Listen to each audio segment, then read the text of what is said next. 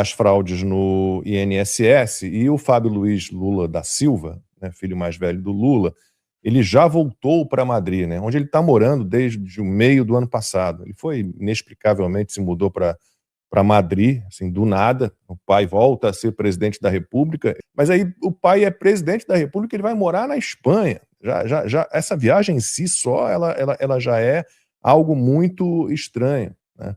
Ele esteve apenas por 3 semanas no Brasil. Se ele se encontrou com o pai, com o Lula, esse encontro não foi divulgado, uma estratégia também por trás disso, obviamente, né?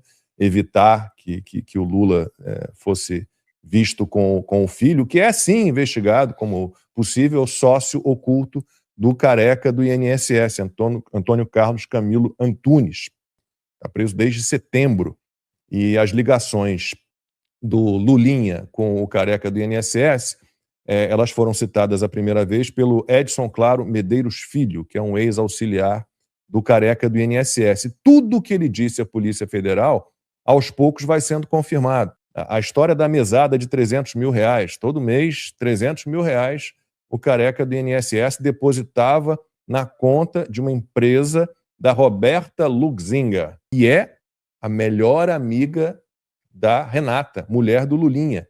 A história de que o Lulinha e o careca do INSS viajavam constantemente para Portugal já foi também provado, pelo menos uma viagem foi provada, os dois na mesma viagem, né, na classe, ali na primeira classe, voando juntos, dizendo, não, mas estávamos separados, não temos contato nenhum, né?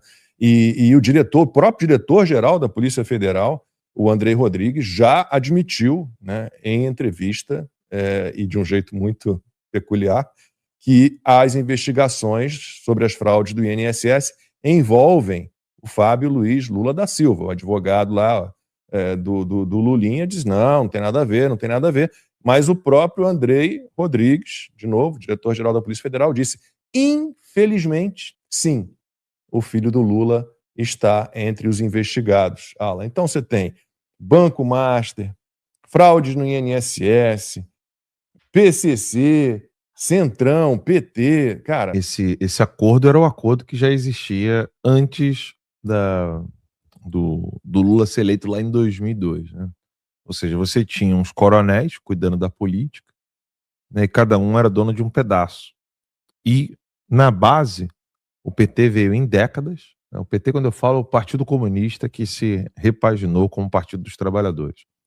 Ele veio com um trabalho de décadas, trabalhando a base para poder chegar até onde ele chegou. O que está acontecendo no Brasil agora é um pouco diferente, porque essa base ela foi quebrada, né? Eles já não conseguem mais conversar com a base deles. Então, o Lula sindicalista já não consegue mais conversar com os sindicalistas. O pessoal do PSOL ainda tem muita presença nas universidades, mas não consegue mais falar com o cara da periferia.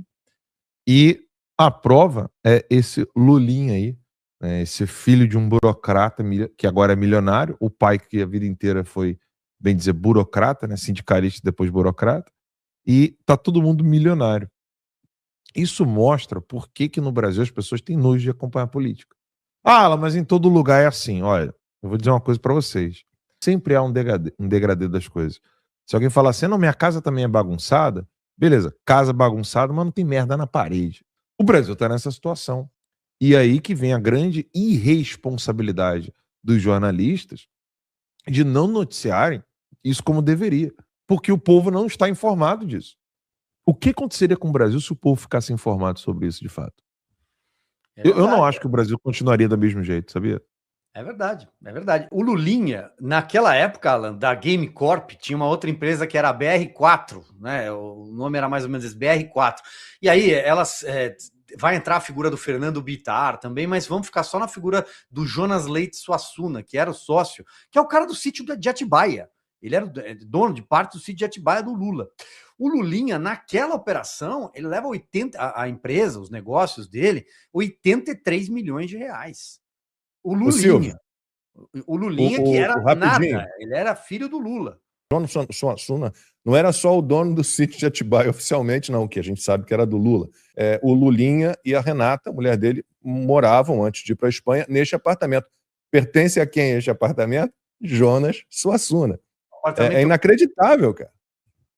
Então, percebe como a teia, como as coisas se comunicam no Brasil de uma forma, e aí volto no seu ponto, né? Que o Alan fala, se o brasileiro soubesse, se o brasileiro tiver. Eu volto nesse ponto, porque o brasileiro parece que ou ele não consegue fazer essa sinapse, ou a sinapse não chega, e aí a falha é do comunicador, seja o comunicador que está sendo pago para não mostrar, em alguns casos na imprensa tradicional, seja o comunicador que, do ponto de vista ideológico, também acha melhor, não vamos falar sobre isso, é melhor não, é o Lula que está lá, é o Bolsonaro volta, aí ajuda a extrema-direita, o bolsonarismo, o fascismo, de alguma forma a comunicação não chega.